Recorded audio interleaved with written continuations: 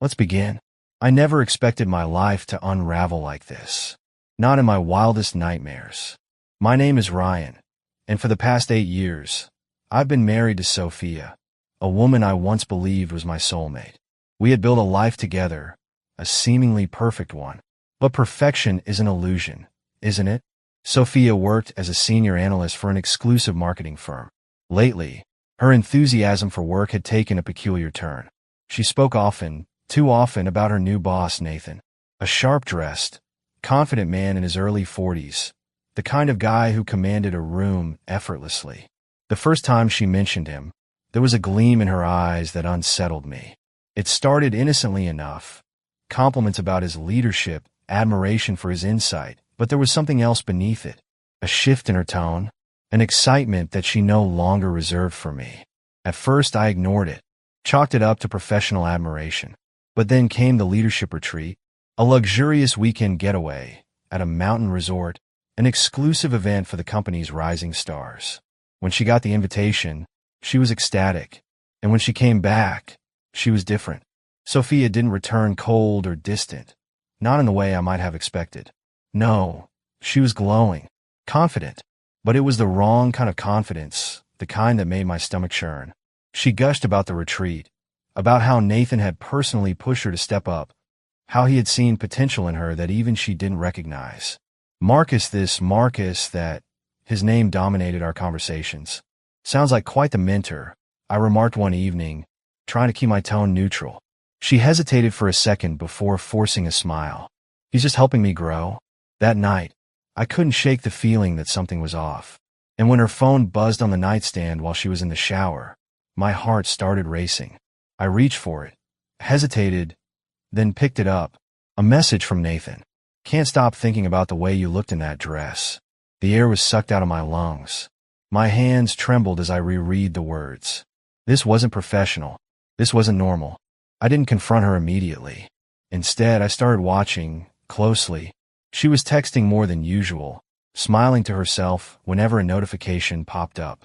She started dressing differently, sexier, bolder, like she was trying to impress someone. And I had a gut feeling it sure as hell wasn't me. Then came the moment of no return. One night, as we sat at the dining table, Sophia poured herself a glass of wine, her expression unreadable. I need to tell you something, she started, her voice unnervingly calm. I set my fork down, my stomach twisting in knots. What is it? She hesitated, took a deep breath. Nathan and I, we've been talking, and he suggested something that I think could help me grow. I frowned. Grow how? Her next words shattered me. It's just one night, she said. He thinks, and I agree, that exploring this could help me clear my head, get rid of any doubts I have about myself, about us. It wouldn't mean anything, Ryan. It's just something I feel I need to do. The audacity of her words left me in stunned silence. My wife, my partner, was sitting here, asking for permission to sleep with her boss in the name of self-discovery. Are you hearing yourself? I finally managed. It's not cheating if we both agree, she said, her voice trembling. I slammed my hand against the table. You don't get to rewrite the rules of our marriage just because you're having a midlife crisis. She flinched, but her resolve didn't waver. I just need you to trust me on this. I didn't sleep that night. Sophia acted as if nothing had happened. But I knew. I saw it in her texts, her sudden excitement, her whispers over the phone. She thought I was blind. She thought I was a fool. So, one evening, as she left for yet another work dinner, I did something I never imagined myself doing. I unlocked her laptop. What I found made my blood run ice cold. Flirtatious messages. A confirmed hotel reservation for one night only. Explicit emails detailing her excitement to her best friend, Emma. You deserve this. Sophomore Ryan will never know. It's just one night. What's the harm? The betrayal hit like a sledgehammer. It wasn't just her. Her friends were encouraging it. And then, fate intervened. My phone rang. A woman's voice, crisp, controlled. Is this Ryan? I frowned. Who's asking? A pause. Then, my name is Vanessa, Nathan's wife. My breath caught in my throat. She knew. Vanessa's voice was calm, but I could hear the anger beneath it. I've been trying to reach Sophia, she said, but I must have dialed the wrong number. Or maybe fate had other plans. My grip on the phone tightened. You know, don't you? I do. And judging by your reaction, so do you? That night, Vanessa and I talked for hours. We pieced together every deceit, every lie. But anger wasn't enough. We wanted revenge. And Vanessa? She had a plan. If they think they can cheat without consequences, she said coldly, let's show them what it feels like to be betrayed. And just like that, we became partners in destruction. Vanessa wasn't just angry. She was a force of nature. After we exchanged details, she didn't break down or wallow in self-pity. No, she plotted. We could expose them right away, she mused over the phone, but that's too easy. They'd spin it, blame us, paint us as insecure or controlling. She wasn't wrong. Sophia had already rewritten our marriage in her head, convincing herself that one night wasn't a betrayal. If I confronted her now, she'd turn it against me. Vanessa continued, her voice low and deliberate. But what if we turned their game against them? My chest tightened. What do you have in mind? She hesitated. Then, carefully, she said the one thing I never expected. We make them feel what we feel. At first, I thought she was suggesting an affair between us. You mean us? I asked slowly. Vanessa let out a cold laugh. Not exactly. She explained her plan in detail, and the more I listened, the more I realized how genius it was. We wouldn't just expose them. We would make them believe we had done the same. Sophia and Nathan thought they were in control, that they could have their little secret rendezvous and walk away unscathed. But what if we flipped the narrative? What if, just when they thought they had won, we hit them with something even worse? We wouldn't just catch them. We'd make them feel the kind of agony that eats at your soul. For days, I played the perfect husband. I smiled, kissed Sophia, acted like nothing had changed. Meanwhile, Vanessa and I kept in constant contact, planning every move carefully. They're meeting at the hotel this Friday, Vanessa confirmed. Nathan booked the suite. I have all the details. Good, I muttered. Then we execute the plan. We agreed to stage everything perfectly, enough to destroy their confidence, their trust, and their pride. It wasn't enough for Sophia and Nathan to be caught. They needed to believe they had pushed us into someone else's arms. 3 nights before the affair was set to happen, I started pulling away. Not in a way that raised suspicion, just enough to make Sophia wonder. I'd come home later than usual. I'd smile on my phone as if texting someone exciting. And when she asked me what was going on, I shrugged. Nothing. The first night, she barely noticed. The second night, she started watching me more closely. And by the third night, when I came home smelling faintly of perfume that wasn't hers, I saw it. The first flicker of doubt in her eyes. Good. She wanted a taste of exploration. She was about to choke on it. On the night of their betrayal, Vanessa and I met in a quiet restaurant far from the hotel where they were staying. She looked stunning, dressed in a sleek black dress that screamed confidence. Are you ready? She asked as I sat across from her. I nodded. More than ready. We ordered drinks, laughing and talking as if we were 2 people on a date. We took pictures together, posed in ways that would send the wrong message. And then, we made sure they would see it. We uploaded a single photo, just blurry enough to be misinterpreted. Sophia would see it first. And when she did, she would fall apart. An hour later, Sophia's first message came in. Hey, where are you? I ignored it. Another one followed. Are you with someone? Vanessa smirked across the table. She's unraveling. I took a sip of my whiskey and waited. And then, Sophia called. I let it ring. Meanwhile, Vanessa received a text from Nathan. Where are you? Why aren't you answering? She rolled her eyes. Oh, now he cares? She typed back something simple. Busy. Talk later. And just like that, we became the ghosts haunting their guilty conscience. At the hotel, Sophia's mood had shifted. She was nervous, her phone constantly in her hand. Nathan, oblivious, poured champagne and tried to seduce her. But for the first time, she wasn't fully present. Because for the first time, she felt the creeping paranoia of betrayal. While they were at the hotel, I sent her one final message. A photo. It wasn't explicit, just a shot of Vanessa's hand on my arm, my watch visible. The same watch Sophia had given me for our anniversary. Sophia's reply was instant. What the F asterisk is this? And that's when I called her. Having fun, sweetheart? The silence that followed was delicious. Sophia froze in the hotel room. Nathan looked over. What's wrong? She stared at her phone, her hands shaking. Ryan knows. And just like that, their fantasy shattered. Back home, Vanessa and I poured ourselves a drink. They wanted to play, she murmured. Well, they just lost, but we weren't done yet. This was only the beginning. Sophia and Nathan had planned one night of betrayal. Vanessa and I had planned something far worse. We had exposed their affair, destroyed their sense of security, and now we were about to take everything away from them. Sophia had always been calculated, always in control. But not tonight. Not anymore. She stood frozen in that lavish hotel room, staring at her phone like it was a bomb about to detonate. Nathan, unaware of the message I'd sent her, poured another glass of champagne, grinning. You okay, babe? He asked, voice dripping with satisfaction. She turned to him, eyes wide. Ryan knows. The words hung in the air like a noose tightening around their perfect little fantasy. Nathan's face paled. What? She turned her phone toward him. My message was still there. A simple, devastating text. Hope you're having fun. I sure am. And below it, the picture. Me and Vanessa. Her hand on my arm. My wedding watch visible. The implication was unmistakable. For the first time, Sophia felt what I had felt. For the first time, Nathan felt the icy grip of paranoia. And it was about to get so much worse. Sophia's hands trembled as she stared at the image.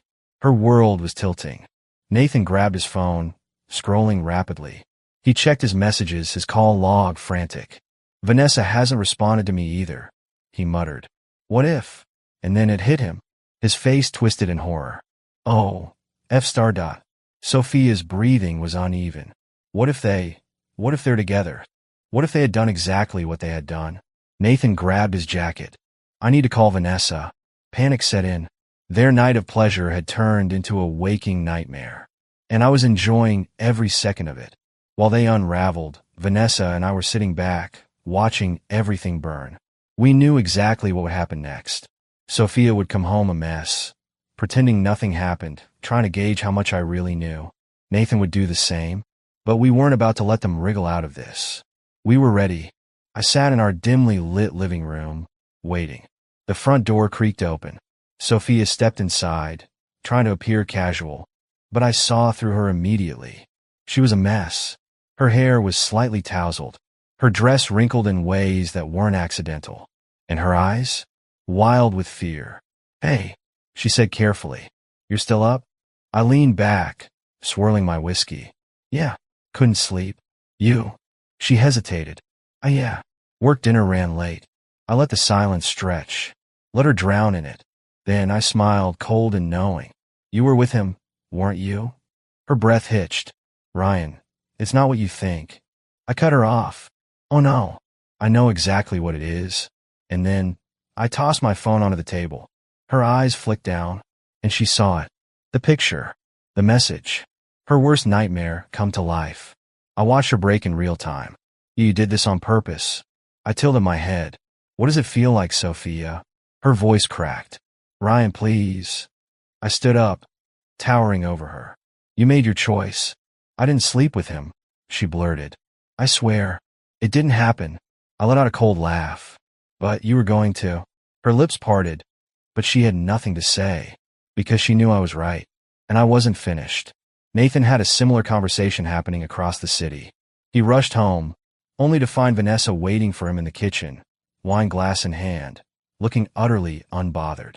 He demanded answers, begged for explanations, but Vanessa just smirked. Why does it hurt, Nathan? She asked, her tone venomous. Because you finally got a taste of your own medicine? She placed her phone on the counter, showing him the photo of me and her.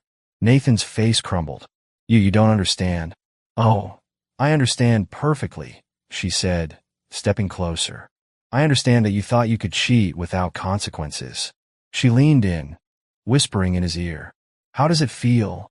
The next step was to make sure they didn't get to sweep this under the rug. I had everything documented. The messages, the hotel reservation, and I wasn't going to keep it private. Oh no. Sophia's family? They got the truth. Nathan's workplace? Received an anonymous tip about his leadership retreats. Their social circles? Flooded with whispers. Sophia went from being admired to being pitied. Nathan went from respected to disgraced. They were drowning in their own betrayal, and no one was coming to save them. Sophia begged me not to leave. She cried. She swore it hadn't happened yet. But it didn't matter. You weren't sorry when you were planning it, I told her. You're only sorry because you got caught. Her voice was barely above a whisper. Please, I love you. I stared at her for a long time. Then, finally, I said the words that sealed her fate. No, Sophia. You love what I gave you. And now you lose it all. Sophia had always been the kind of woman who thought she could talk her way out of anything. Even when faced with irrefutable evidence, she still clung to the delusion that she could manipulate the situation to her advantage. But not this time. I made sure of that. I didn't fight with her. Didn't even scream. Instead, the next morning, I calmly slid the divorce papers onto the kitchen table. Sophia had been sitting there, looking like she hadn't slept all night. Her hair was disheveled, her eyes swollen from crying. She looked at the papers, then at me, pure dread in her gaze. Ryan, you don't have to do this. Her voice was small, weak. I sipped my coffee. No, I really do.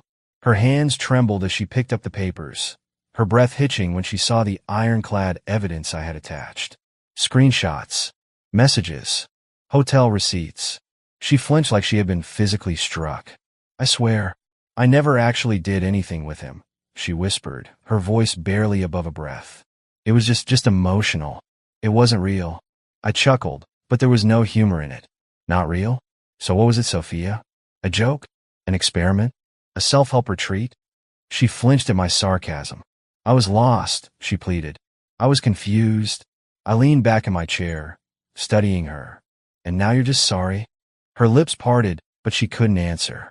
Because we both knew the truth. She wasn't sorry for what she did. She was sorry she had been caught. And that wasn't enough. For the next few days, Sophia tried everything. She begged. She cried. She sent long, rambling texts about how much she loved me. But I never responded. Instead, I forwarded everything to my lawyer. I wasn't about to let her spin this into her favor. I knew Sophia too well. She would paint herself as the victim if I gave her the chance. She would tell her friends, her family, even the court, that I had abandoned her, that I was cruel, unforgiving, emotionally distant. So, I stayed 2 steps ahead. I had already sent detailed accounts of everything to her family, my lawyer, and a few close mutual friends. She wouldn't get the luxury of rewriting history. Not this time. At first, Sophia thought she could control the narrative. She told her friends that I was being cold, irrational, that I was overreacting to something that never even happened. She played the sympathetic wife, telling them that I had misunderstood the whole thing.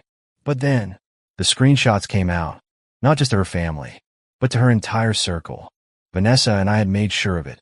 One by one, her closest friends stopped replying to her messages. The ones who did, they sent cold, detached responses. Wow, Sophia, I didn't think you had it in you. So you were planning to cheat, but now you're the victim? Hilarious. Does Ryan know you're still trying to lie about this?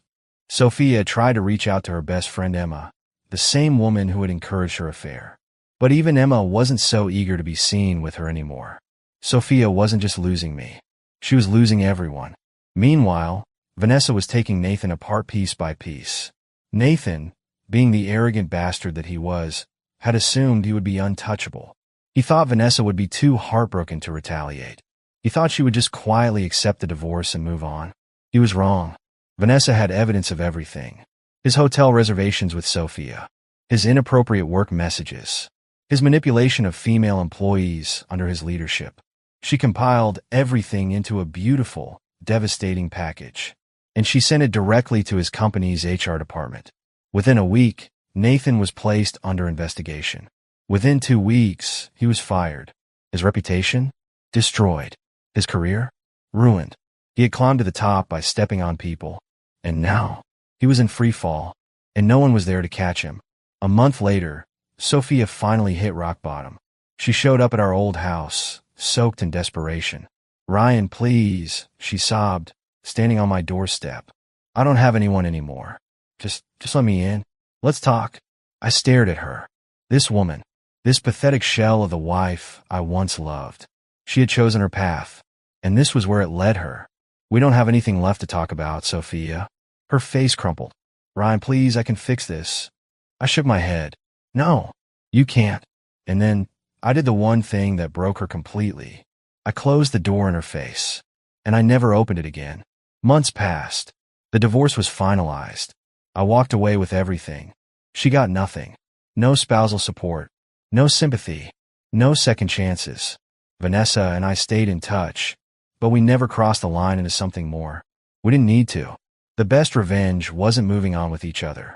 It was simply moving on without the people who betrayed us. One night, months after everything, I got a text from Sophia. I still think about us, Ryan. Every day. I wish I could go back and undo everything. I lost the best thing I ever had.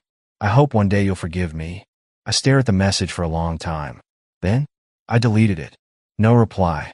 She had made her choice, and I had finally found my peace.